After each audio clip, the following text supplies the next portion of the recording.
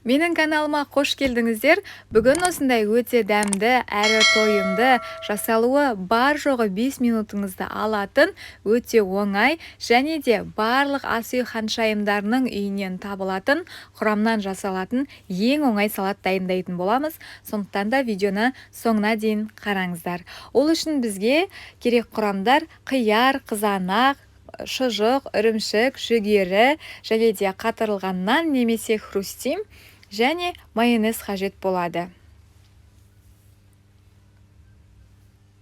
Енді шұжығымызды алып, төрт бұрышты, яғни көбейтіп турап алатын боламыз. Бұл салатта барлығын төрт бұрышты, яғни көбейтіп турап алатын боламыз.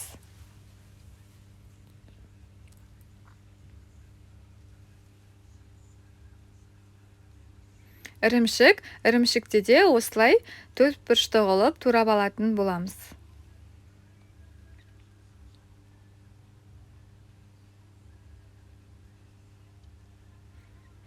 Келесі кезекте қияр, оның керек емес жерін алып тастаймыз да, оны да осылай төрт бұрышты қылып турап алатын боламыз. Келесі қызанақ, оны да осылай төрт бұрышты етіп турап аламыз да, салатымызға қосатын боламыз. Енді жүгерімізді алып, оның суын төгіп тастаймыз да, жүгерімізді салатын боламыз, және де қатырылған нан немесе хрустимімізді осылай салатын боламыз.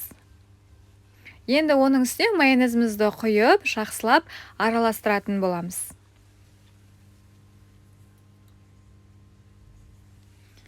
Сонымен салатымыз дайын болды. Видеода көріп тұрғандарыңыздай өте оңай, жай ғана барлығын турай салдым да, ыдысқа салып, ұсына қойдым. Өте оңай салат, сіздер де жасап көріңіздер. Менімен бірге болғандарыңызға рахмет. Назарларыңызға рахмет. Және де қазақша контентті каналдың дамуына өз үлестеріңізді қосып, каналыма жазылып, лүпілдеріңізді басып, пікірлеріңіз болса төменге жаза кетіңіздер. Сіздердің назарларыңызға көп рахмет. Міндетті түрде сіздер осы салат жасап көріңіздер.